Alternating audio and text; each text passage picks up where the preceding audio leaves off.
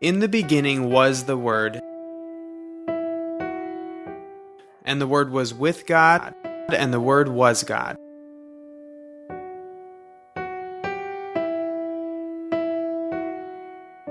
And the Word became flesh and lived among us. The Word became flesh and blood and moved into the neighborhood. That's good news! Jesus moved into the neighborhood. What is this neighborhood? It's everyone. God so loved the whole world that He gave His only Son. Everything that we do as a church is a grateful response to God's gift. Join us on a quick trip to see what's happening in this neighborhood that we share. We can't see everything in one visit, but that's okay. Let's go first to South Sudan.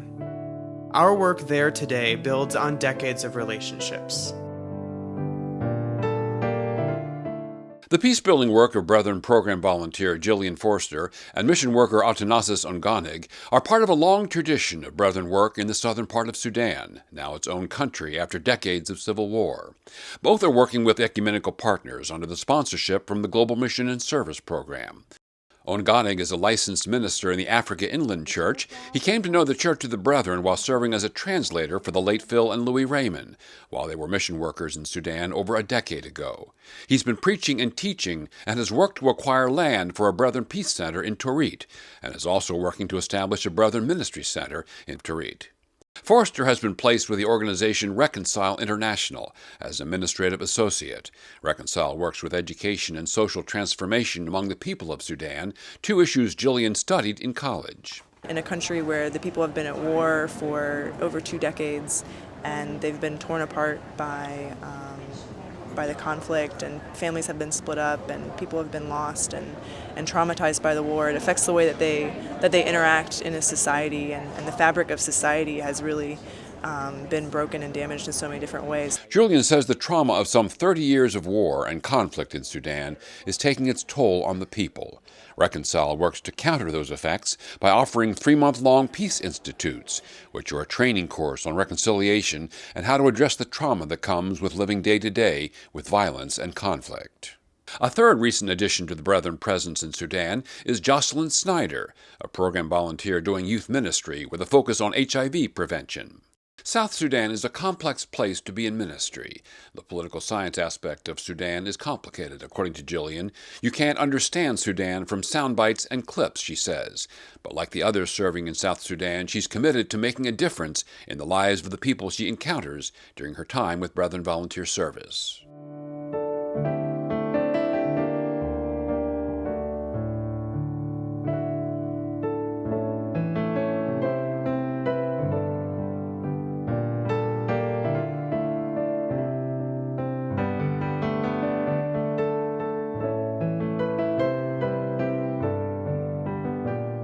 The church also has rich relationships in Haiti,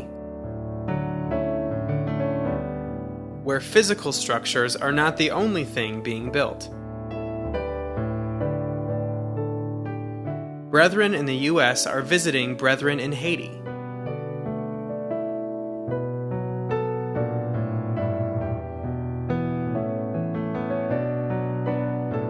A new medical project is growing rapidly.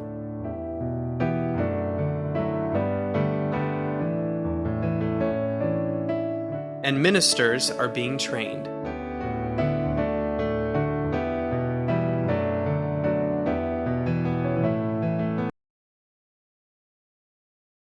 Director of the Ministry Center, which is Mission de l'Église des Foyers Haïtiens. And I'm the manager of the guest house as well, and working with the churches and the national community in Haiti. Visiting churches, I preach for them, do baptism whenever the local leaders cannot go, and do wedding as well, and work with them how to have a bridge, like a bridge between the churches in Haiti and the U.S. church. One thing I hope to be working on the church is to work more about peace, and more what is it to be brethren, what really brethren is about. And I think that's one of my passion, to work with the churches, the leaders, and our focus in our ordinances about love, peace, and peace. That's something we really need in Haiti. We stand on peace.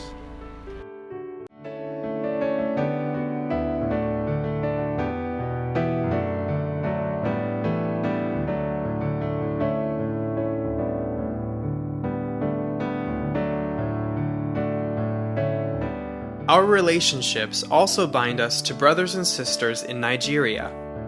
The Church of the Brethren in Nigeria, EYN, is witnessing for peace in a country struggling with violence.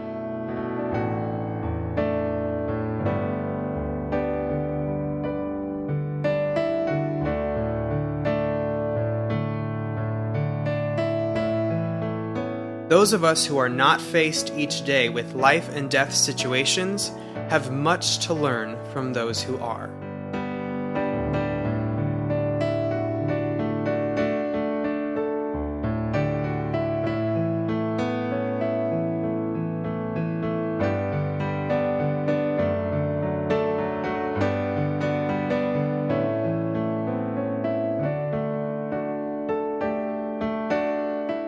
As EYN church leaders grapple with how to reconcile their peace tradition with a culture very much like that in America, which preaches retaliation and peace through strength, they're finding the Christian community in Nigeria is looking to them to provide alternatives to the cycle of violence. For the brethren, we have been saying, I think we cannot be the same with the other churches. We want to be unique in Nigeria by actually cultivating our peace heritage. And that's why we are trying to promote this idea of peace within the church itself.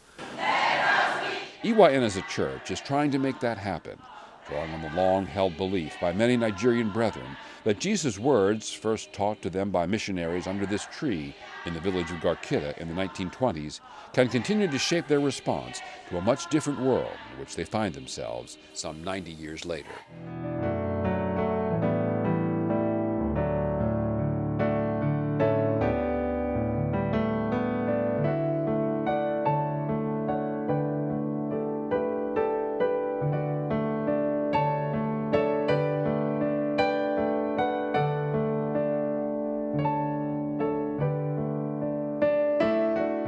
Our commitment to peace sometimes goes farther than we expect.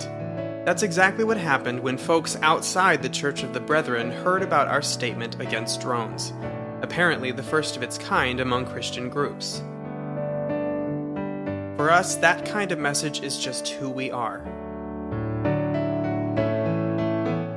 It's the continuation of a long line of statements against war.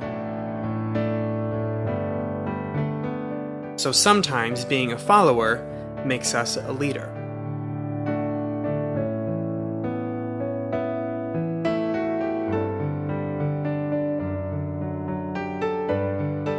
Following Jesus is a lifelong endeavor.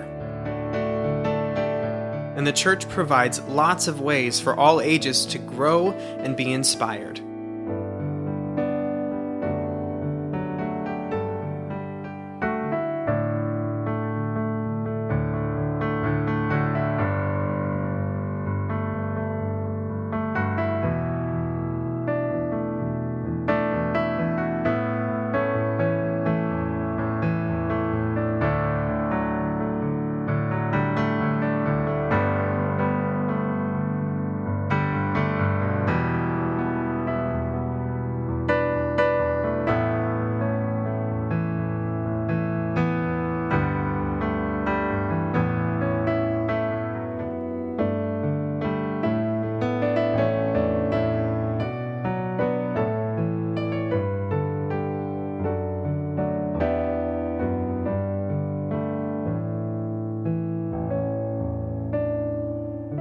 Discipleship begins early on, and the Church of the Brethren places a high importance on teaching children, youth, and adults about Jesus. Through the Gather Round Sunday School curriculum, our children and youth are learning to hear and share God's good news.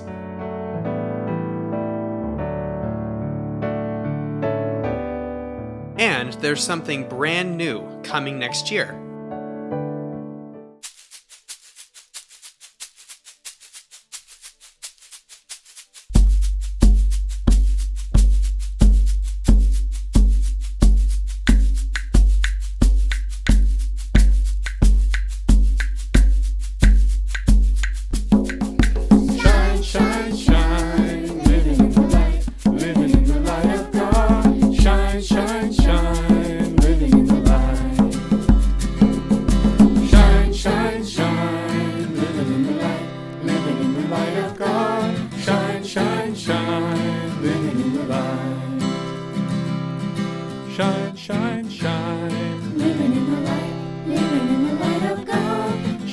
shine, shine, living in the light.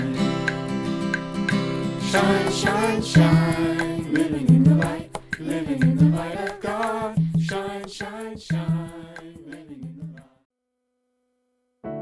We also learn from those who have gone before us. This past year, something amazing happened in the church archives. All the Brethren groups, that is, the Church of the Brethren and the other groups that trace their beginnings back to Alexander Mack, managed to complete a massive project. The Brethren Digital Archives Project digitized Brethren periodicals going back to 1851. That means that anyone with access to the internet can now read any issue of Messenger magazine and the periodicals before it from 1851 to 2000. Speaking of Messenger, this spring, readers got a big bonus. They could access the new digital edition of Messenger, which has live web links, slideshows, and video clips.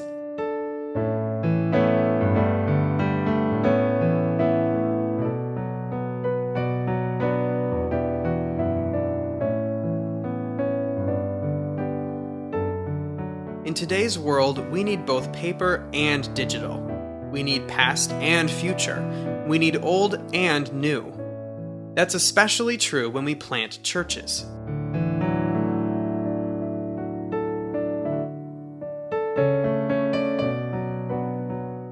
We had 10 people at this conference who are in the process of planting churches right now, which is fantastic.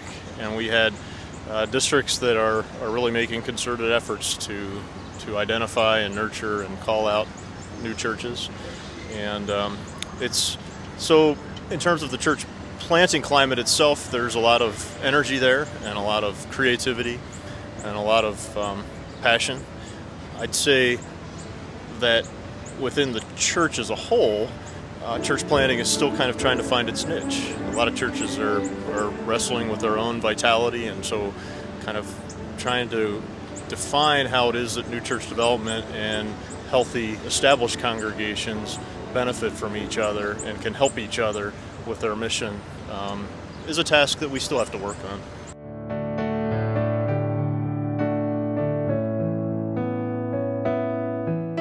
Bom, desde o começo da história da Igreja na Irmandade no Brasil, Since the beginning of the Church of the Brethren in Brazil, sempre foi muito forte a ênfase na comunhão.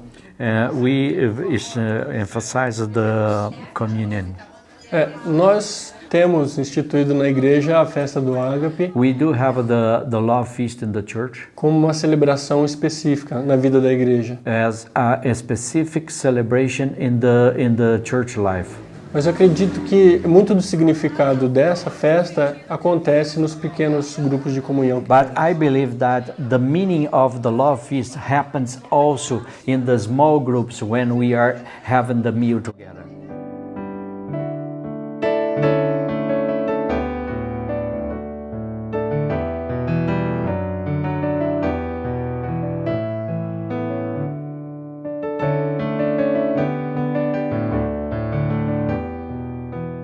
Recently, there's been an uptick in the number of people applying to enter Brethren volunteer service.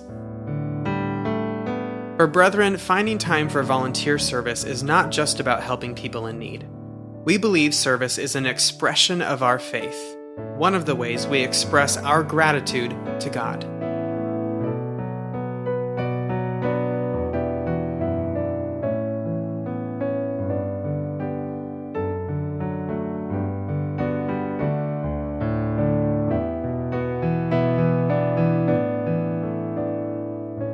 Joy in giving. Disaster response volunteers saw that when their project in Pulaski, Virginia came to a close. They were surprised and humbled when their hosts at First Christian Church presented them with a donation of $10,000 for the future work of Brethren Disaster Ministries.